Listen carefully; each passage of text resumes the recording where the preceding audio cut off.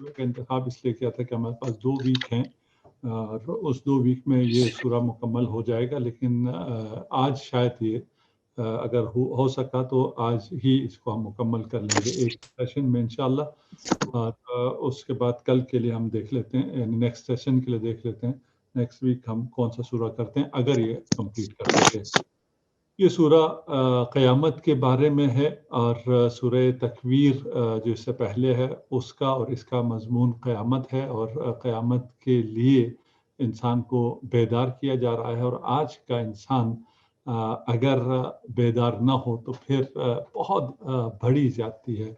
और आज कुरान की ये आयत, अगरचे ये सितम है कुरान के साथ कि हम ये कहें कि कुरान की इन आयत को साइंस की तरक्की की वजह से हम बेहतर समझ सक रहे हैं या हमारा ईमान में मजबूती आ रही है, क्योंकि इंसाफ तो ये है कि खुदा के कहने की वजह से, कौल खुदा की वजह से हमें उतना यकीन होना चाहिए था, उतना इत्मीनान होना चाहिए था जितना हमें साइंस के ज़रिए हासिल होता है। उससे कहीं बढ़ के उसका कोई मुकायसा ही नहीं है। और फिर कुरान ऐसी किताब है जिसमें हमें साइंस को तलाश नहीं करना है, इसमें हमें साइंस को तलाश करना है, खुदा की निशानियों को, खुदा की आयात की किताब है ये, खुदा साइंस की किताब नहीं है।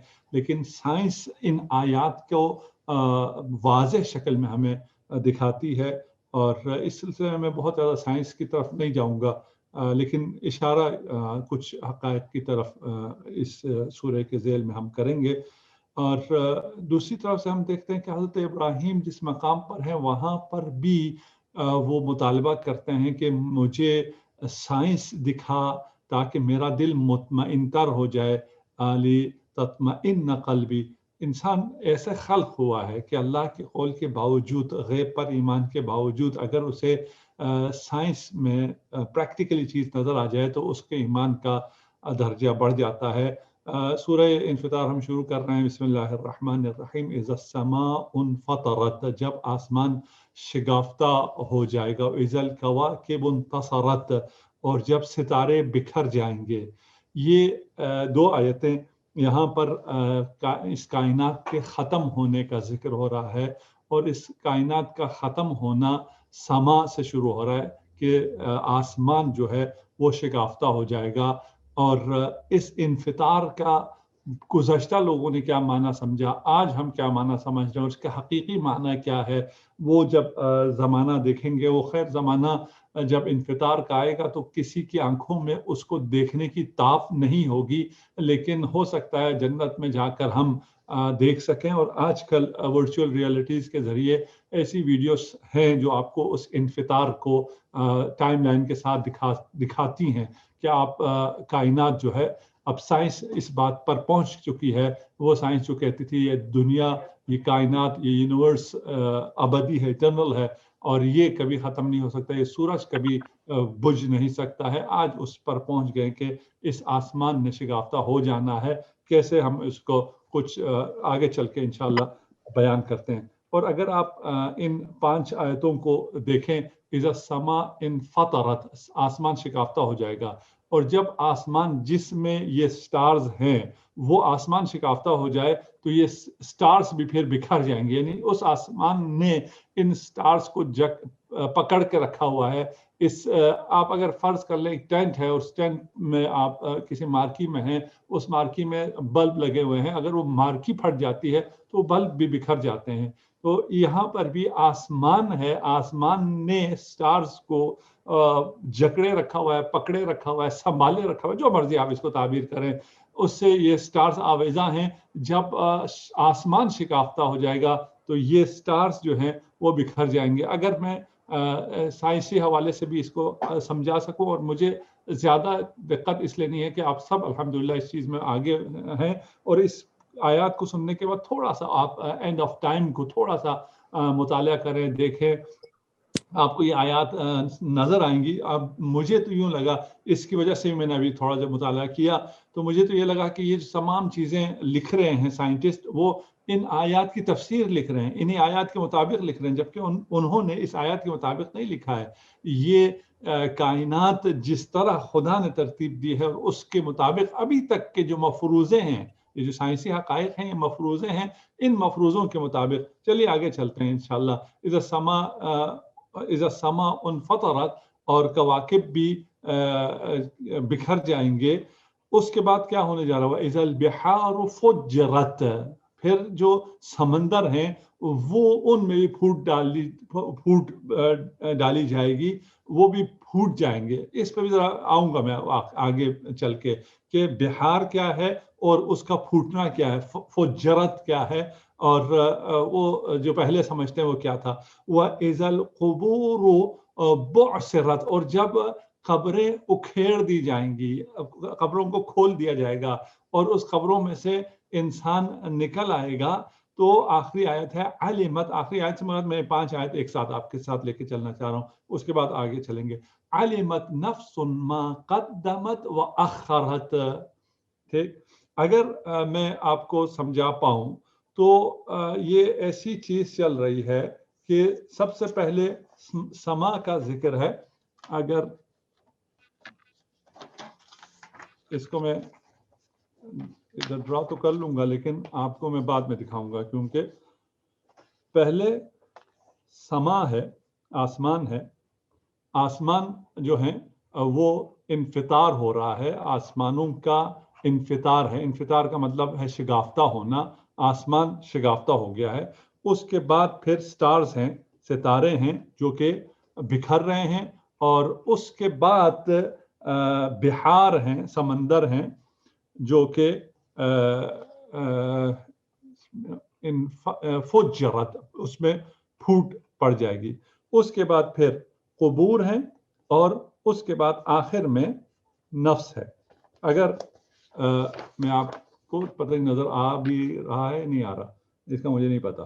कि यहाँ पर डिवाइड है, आसमान सबसे ज्यादा है, उसके बाद सितारे हैं, उसके बाद समंदर है, उसके बाद कुबूर है, और उसके बाद असल मकसद, असल हदफ जो है वो नफ्स है।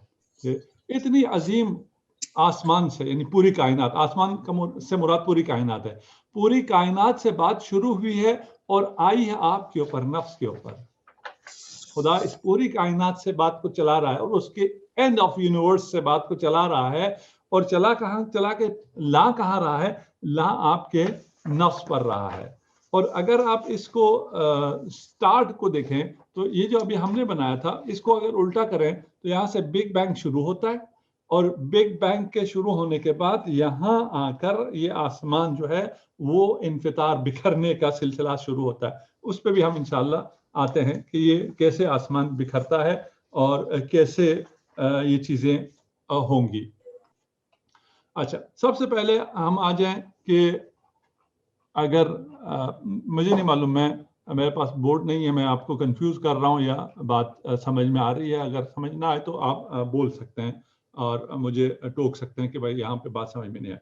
सबसे पहले आसमान शिगाफ्ता हो जाएगा। यह आसमान जो शिगाफ्ता हो रहा है उसको आजकल की अगर साइंस की रोशनी में हम देखें, बिग बैंग से ये दुनिया शुरू हुई मफरूज़ों के तहत, हम ये नहीं कह रहे ये मफरूज़े यकीनी है, ये बिग बैंग के से शुरू हुआ और ग्रेविटी की वजह से ये स्टार्स और ये चीज़ें वजूद में आई। बिल्कुल मैं खुलासतन जा रहा हूँ। और फिर ये एक्सपेंड कर रही है, और एक्सपेंड करते हुए एक ऐसे जगह पे पहुंचेगी जहां पर ग्रेविटी खत्म हो जाएगी, और ये आसमान जो है वो फिर बिखर जाएगा, उसमें एनर्जी भी नहीं रहेगी, और इसके ग्रेविटी भी जब नहीं रहेगी और इसको कंबाइंड नहीं रख सकेगा, तो ये आसमान बिखर गया। इसके बिखरने की वजह से सितारे बिखर जाएंगे, आसमान के शगाफ्ता होने की वजह से, इन्फितार की वजह से, उस धमाके की वजह से, उसमें शगाफ की वजह से, जो भी आप इसको ताबीर करें। फिर जो चीज होगी वो आपके स्टार्स जो हैं वो बाकी नहीं रह सकेंगे, और स्टार आपके हो गए खत्म। जब स्टार आपके खत्म हो गए तो स्टार्स के जाने की वजह से, और उसमें जो हरारत थी, एनर्जी थी, उसके भी खत्म होने की वजह से जो पार्टिकल्स हैं, वो पार्टिकल्स जो कि मटेरियल को बनाते हैं, वो पार्टिकल्स भी खत्म होना शुरू हो जाएंगे। अब जब पार्टिकल्स ही नहीं रहे, समा नहीं रहा, कवाकिब नहीं रहे, उनके नतीजे में पार्टिकल्स भी नहीं रहे, तो साइंस कहती है कि उसके बाद जो चीज बन जाएगी वो ओशन ऑफ एम्प्टीनेस है।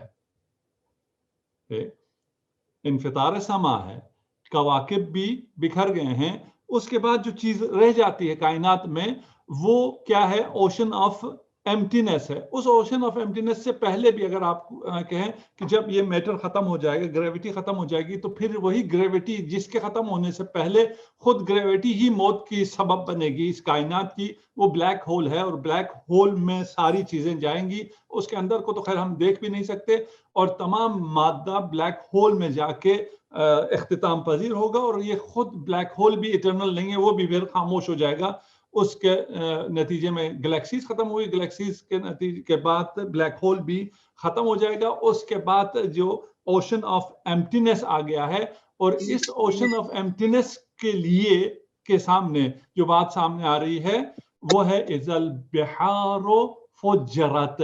اس کے بعد یہ جو اوشن آف ایمٹینس ہے، یہ جو پارٹیکل بھی نہیں ہے، یہ چھوٹی جو چیزیں تھیں یہ بھی پھوٹ جائیں گی، یہ بھی برقرار نہیں رہ سکے گی، اور خاتمہ ہو گیا اس کائنات کا.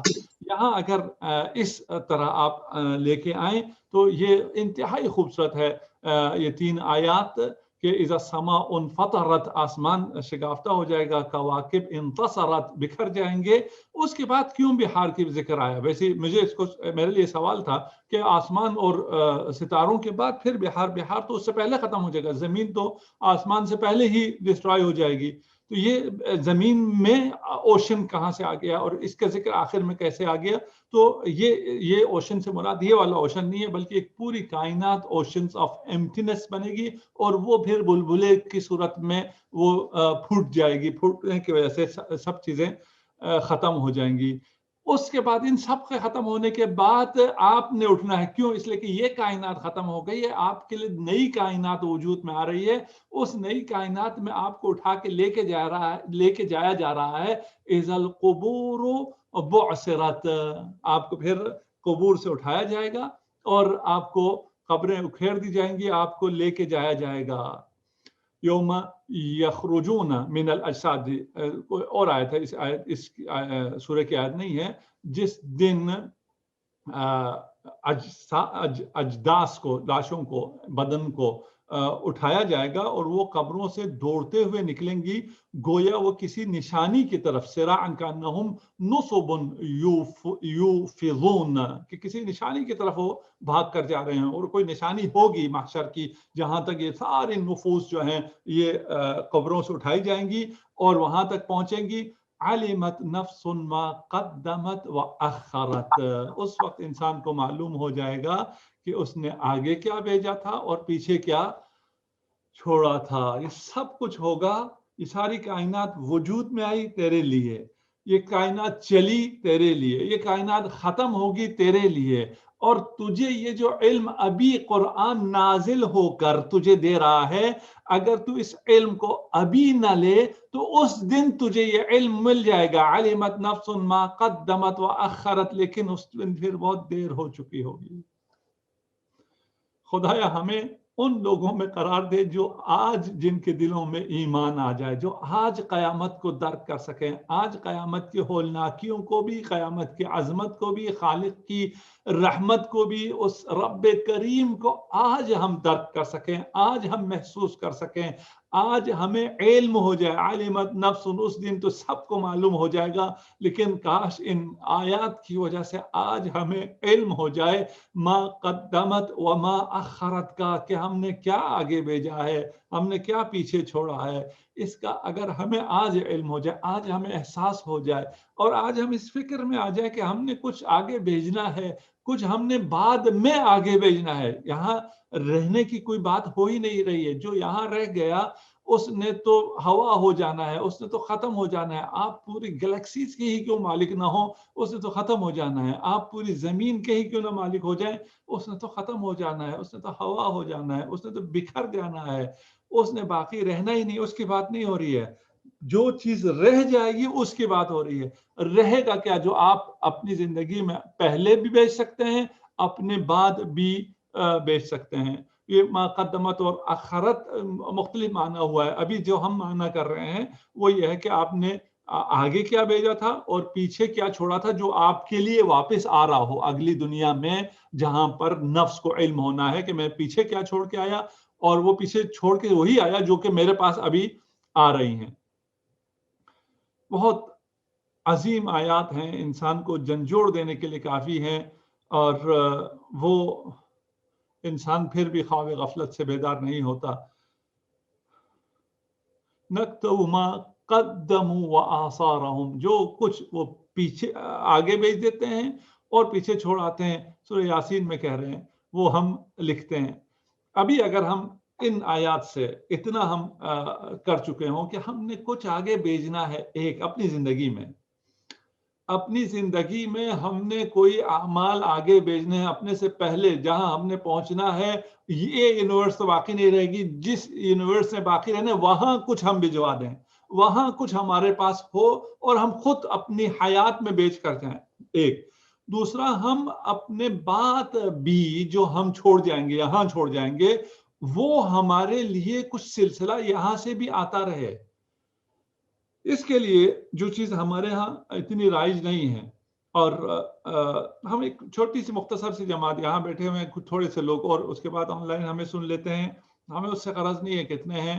ہم اگر یہ بات کر سکیں، ہماری موت کے بعد یہ یونیورس، اتنی عظیم کائنات کو جب موت آ جانی ہے تو ہمیں موت آنا یہ تو یقینی ہے، اس میں تو کچھ شک نہیں ہے. اب یونیورس کی موت کے لیے یہ کتنے ٹریلین سالوں کے بعد ہے، سائنس اس کو نکالتی ہے وہ سالوں کا حساب کتاب، لیکن وہ اس حساب کتاب پر نہیں ہے. جس خالق نے یہ نظام بنایا، جس کی وجہ سے آپ کو پتا چلا ہے، اس کو اس نظام کو کب ختم کرنا ہے یہ اس کو صرف اسی کو اس کا علم ہے، اور وہ ختم ہوگا، اور وہ ہوگا کل ہی، اس کے لیے دیر نہیں ہے. اس لیے کہ جس کی بھی جتنی زندگی ہے، اس کے موت کے بعد وہ لمحہ فوراً آ گیا ہے، اور موت بھی آپ کی زندگی اچھی گزر رہی ہے تو پھر بھی فوراً کٹ جاتی ہے، پتہ ہی نہیں چلتا ہے. اور اگر آپ کی زندگی اچھی نہیں گزر رہی تو پھر کیا اس زندگی کا، اس میں رہنا کیا، اور اس سے دل کیا لگانا. اس لیے تو فوراً ختم ہو جانا ہے. یہ کل کی بات ہے، پتہ ہی نہیں چلے گا، اور اعلان ہو جائے گا فلاں صاحب مرحوم ہو گئے ہیں، فلاں صاحبہ مرحومہ ہو گئی ہیں، وہ دنیا سے چلی گئی ہیں، اور جو پیچھے ہم چھوڑ جائیں گے وہ 2-4 سال آپ کو یاد رکھیں گے. اس کے بعد فاتحہ بھی آپ کے لیے کوئی پڑھنے والا نہیں ہوگا.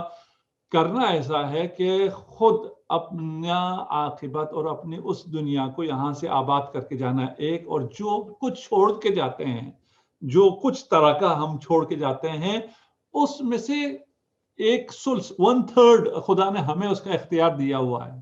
اس کے علاوہ آپ اپنا پورا ترکہ راہ خیر میں، سبیل اللہ میں نہیں لگا سکتے، لیکن 1/3 کا آپ کو اختیار ہے کہ آپ وصیت کر جائیں اپنے 1/3 کے لیے، کہ آپ کا 1/3 کسی کار خیر میں لگ جائے. 1/3 سلس، جس کو 1/3 کو عربی میں سلس کہتے ہیں. آج یہ نیت کر لیں، بلکہ آج یہ وصیت کر لیں، ہم سب یہ وصیت کر لیں کہ میرا سلس جو ہے وہ فی سبیل اللہ، سلس و اموالی فی سبیل اللہ.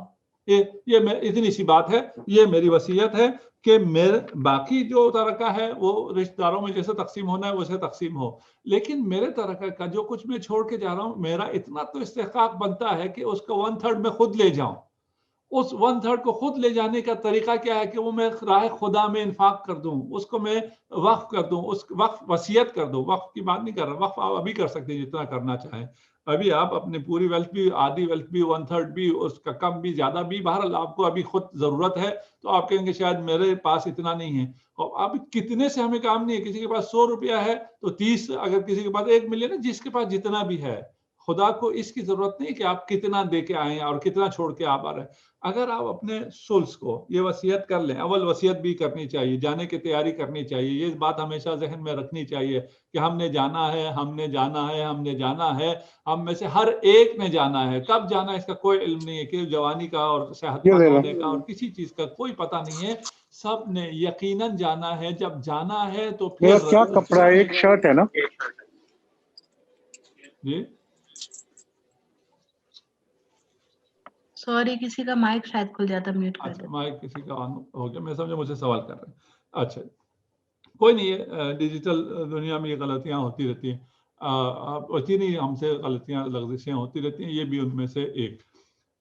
خدا ہمارے جو لغزشیں ہیں، گناہ ہیں، ان کو معاف فرمائے. اور خدا معاف کرنے والا ہے، وہ غفور ہے، وہ کریم ہے، وہ رحیم ہے. اس نے معافی کا عام اعلان کر رکھا ہے کہ جو کچھ پہلے تم سے ہوا ہے اس کو میں معاف کرتا ہوں، ایک استغفار کے ذریعے. میں سلس اموالی فی سبیل اللہ، میرا 1/3 میرا 1/3 میرے بات راہ خدا میں ہے. اس کے لیے پھر یہ آپ لکھنا چاہتے ہیں لکھیں, اپنے پوری فیملی کو, جو بھی آپ کے وہ ہیں ان کو, جو جوان ہیں وہ بھی آئیں. کوئی کس کو کیا پتا کس نے کب جانا ہے, کسی کو معلوم نہیں ہے. کسی کے پاس بہت کم ہے وہ بھی وصیت کرے, کم از کم اس میں تو ہو کہ میں اپنے آئندہ کی فکر میں ہوں. میرا ثلث اموال جو ہے فی سبیل اللہ ہے. یہ 5 خوبصورت آیتیں, اور اس نے ہمیں بیدار کر دیا, جگا دیا, جھنجھوڑ دیا, ہمیں اپنی حقیقت سے اور ہماری پوری یونیورس کی حقیقت سے آگاہ کر دیا. اس کے بعد یہ خوبصورت ترین آیت آ رہی ہے, یا ایھا الانسان ما غرک بربک الکریم. اے انسان, یا ایھا الانسان, اے انسان, تجھے کس چیز نے اپنے کریم رب کے بارے میں دھوکا کے رب کے بارے میں دھوکے میں رکھا.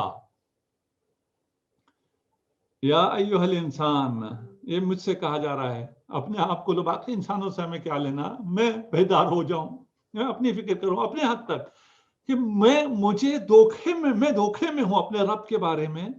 قرآن کہہ رہا ہے یہ سب حقیقت سمجھانے کے بعد, تمہارا ویژن کلیئر کرنے کے بعد, کائنات کے بارے میں تمہاری ورلڈ ویو کو بالکل واضح کر دینے کے بعد, ایھا الانسان ما غرک بربک الکریم, وہ رب جو کہ کریم ہے, جو کہ رب ہے اور کریم ہے, لیکن تم اس کے بارے میں صحیح معرفت نہیں رکھتے, تم دھوکے میں. کس دھوکے میں, اس کا ذکر آئے گا. ابھی اس آیت کے 2-4 آیتیں ہم اس کو ایک ساتھ پڑھتے ہیں, پھر اس کی تفسیر میں آتے ہیں. الذی خلقک فسواک فعدلک, جس نے تجھے پیدا کیا, پھر تجھے راہ راست پر بنایا, پھر تجھے معتدل بنایا. فی ای صورت ما شاء رکبک, جس نے اور جس شکل میں چاہا تجھے جوڑ دیا, تجھے بہت خوبصورت سی شکل بھی دی ہے. اچھا, یہ 3 آیتیں ہو گئی.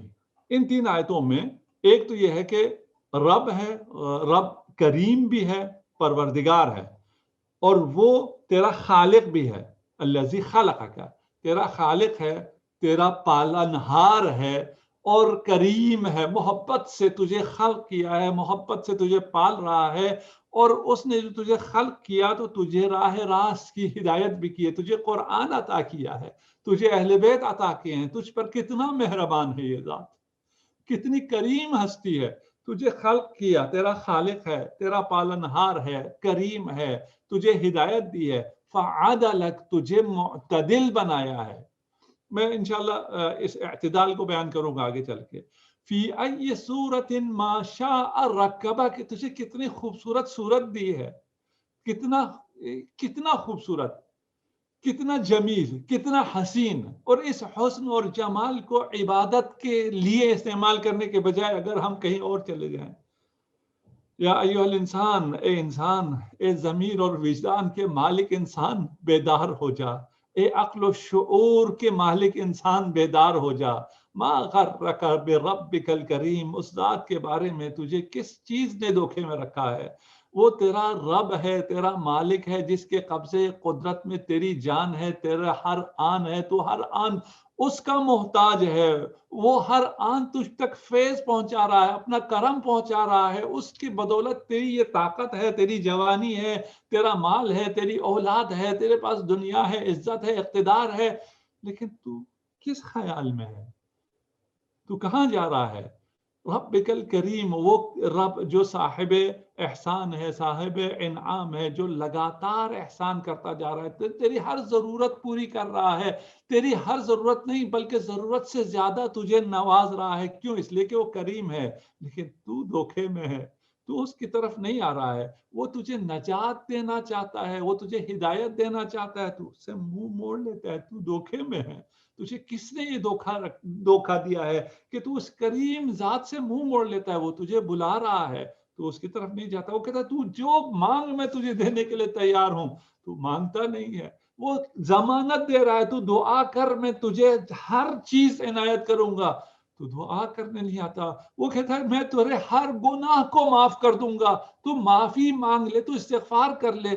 تو اس سے منہ موڑتا ہے. وہ تجھ سے محبت کرتا ہے, تو اس سے نفرت کرتا ہے. استغفر اللہ. کس دھوکے میں ہے یہ انسان. وہ تجھ پر احسان کرتا ہے، وہ تجھے ہدایت دیتا ہے، قرآن دیتا ہے، اہل بیت دیتا ہے، تو یہ ہدایت لینے سے انکاری ہے، تو قرآن سے دور جاتا ہے، تو نور سے انکار کر رہا ہے، وہ تجھے نور دے رہا ہے، تو ظلمات کی طرف بڑھ رہا ہے۔ صرف اتنا نہیں، تو اس پر ظلم بھی کرتا ہے، گستاخی بھی کرتا ہے، معصیت بھی کرتا ہے، تجھے کیا غلط فہمی ہے؟ وہ تجھے نعمتوں سے مالا مال کر رہا ہے، تو نافرمانی لگاتار کر رہا ہے، وہ ہلاکتوں سے بچانا چاہتا ہے، تو بغاوتوں پر آمادہ ہے، اور بغاوتوں میں تمہارا اضافہ ہی ہوتا جا رہا ہے، وہ ہر قسم کے خوف سے تجھے نجات دینا چاہتا ہے، اور تو گناہ کا ارتکاب کیے چلا جا رہا ہے۔ وہ تیری عزت اور توقیر کا خیال کر رہا ہے، تجھے جنت دینا چاہتا ہے، تجھے عزت دینا چاہتا ہے، تو اس کی ناقدری کرتا ہے۔ تجھے کس چیز نے دھوکے میں رکھا ہے؟ اس کریم ذات کے بارے میں وہ تیری توبہ قبول کرنے کے لیے حاضر ہے، تو توبہ کرنے کے لیے حاضر نہیں ہے۔ وہ اپنی رحمتوں کی طرف بلا رہا ہے، اپنے عذاب سے بچا رہا ہے، لیکن تو بھاگ بھاگ کر محنت کر کر کے اس کے عذاب کی طرح جا رہا ہے۔ تو اپنی ساری انرجی، ساری توانائی کو عذاب کے حصول کی پر کیوں صرف کر رہا ہے؟ تجھے ایسے رب کریم کے بارے میں کس چیز نے دھوکے میں رکھا ہے؟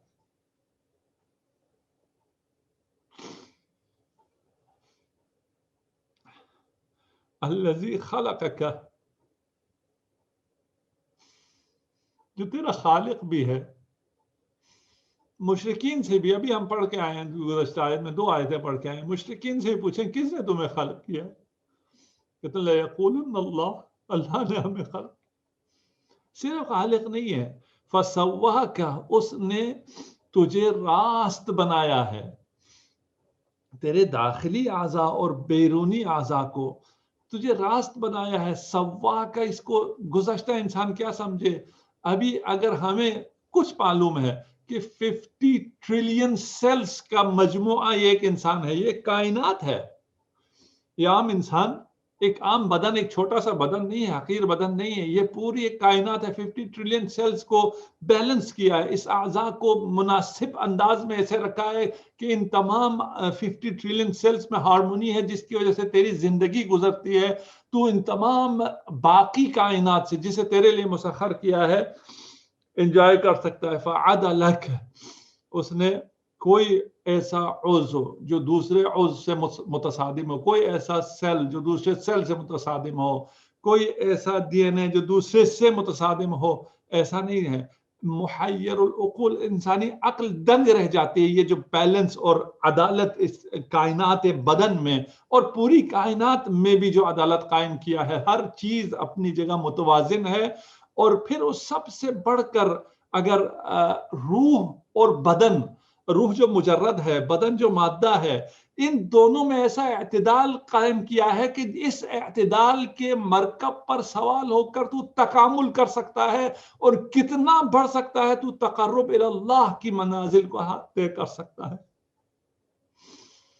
فی ای صورت ما شاء رکبک، ایک ایسی شکل و صورت روح اور بدن کی صورت میں جو ایک معجزہ ہے، نہ تکرار نہ ہونے والا، خدا کا وہ معجزہ ہے انسان، کہ کوئی ایک انسان دوسرے انسان کی طرح نہیں ہے، کوئی ایک فنگر پرنٹ کسی میری یہ فنگر، ساری فنگر پرنٹس بھی الگ الگ، یہ فنگر پرنٹ جو مجھے عطا ہوئی ہے پھر یہ کائنات میں کسی اور کو عطا نہیں ہوں گی۔ اور اس میں ایک مثال دے رہا ہوں، ایک سے unrepeatable miracle of God، ایسی تجھے صورت دی ہے۔ صورکم فاحسن صورکم، جس نے تمہاری صورت بنائی، اور کیا بہترین صورت بنائی۔ لقد خلقنا الانسان فی احسن تقویم، بہترین اعتدال میں، اور ہم نے کہا یہ بہترین اعتدال روح اور بدن کا اعتدال ہے۔ اسے آگے مجھے بھی سمجھ میں نہیں آتا، میں خود حیران ہوں، پریشان ہوں اس عظمت پر خدا کی، اور یہ جو خدا نے خوبصورت انسان بنایا ہے اور اس میں سے ایک شخص تجھے بنایا، یہ اس کا کتنا بڑا احسان ہے جو ان انسان کو بناتا ہے۔ لیکن انسان کیا ہے؟ ما غرک بربک الکریم، تجھے کس چیز نے دھوکے میں رکھا ہوا ہے؟ رسول خدا صلی اللہ علیہ وآلہ وسلم نے فرمایا غرہ جہلہ، انسان کی جہالت نے اسے دھوکے میں رکھا ہوا ہے. آج سائنس نے بہت ترقی کر لی، علم نے بہت ترقی کر لی، آپ نے علم سے بھی بہت سی چیزوں کو جان لیا، اس کے باوجود ابھی بھی آپ دھوکے میں ہیں، ہم ابھی بھی دھوکے میں ہیں. کلا بل تکذبون بالدین. میرا خیال تھا آج ہم یہ 19 آیات ہیں، اس کو پورا کر پائیں گے، لیکن ہم نہیں کر سکیں گے، پورا نہیں کر سکیں گے، اس لیے ہم یہیں چھوڑ دیتے ہیں تاکہ کل کے لیے 10 آیتیں آ جائیں، اور یہاں سے آگے جو ہے وہ ایک اور ٹرننگ پوائنٹ ہے اس سورہ کا، کیونکہ آخر تک اگر ہم پہنچا سکتے تو پھر اس سے آگے ہم لوگ چلتے. لیکن ابھی یہ ہے کہ ہم یہیں تک کرتے ہیں. اس میں اگر ہماری آنکھیں خدا کرے کھل جائے، خدا کرے ہم وہ بصیرت حاصل کر سکیں، اس یونیورس کو اس طرح دیکھ سکیں جس طرح خدا ہمیں دکھانا چاہ رہا ہے. اس آسمان اور پوری یونیورس سے لے کر بات کو آیا ہے تیرے نفس پر، اور تیرے نفس پر آ کر تجھے بیدار کرنا چاہ رہا ہے. کاش ہم بیدار ہو جائیں، کاش قرآن کی ان نورانیت سے، ان آیات سے ہم نور حاصل کر سکیں، ظلمتوں سے دور ہو سکیں. کلا بل تکذبون بالدین، ایسے ہم ان لوگوں میں سے نہ ہوں جو روز قیامت کو جھٹلاتے ہوں. ابھی سوال لیں گے اگر آپ کے سوال ہیں، نہیں تو مجھے ایک مجلس میں پہنچنا ہے تو میں آپ سے اجازت چاہوں گا.